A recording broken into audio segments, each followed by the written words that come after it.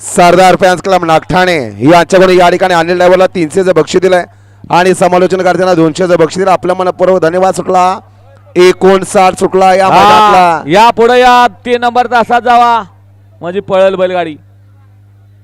लढत चालू आहे. कोण या ठिकाणी बाजी मारतोय. दोघात लढत चालू आहे परंतु कोणी बाजी मारली. शाबाश. निकालाचं पंचांचा या ठिकाणी कस आता पणाला लागणार आहे. अय मांडी घालून बसणार. काय बोलायचं आता. सुंदर असा आदत पळाला आणि लक्ष वेधून घेतलं या मैदानाचं.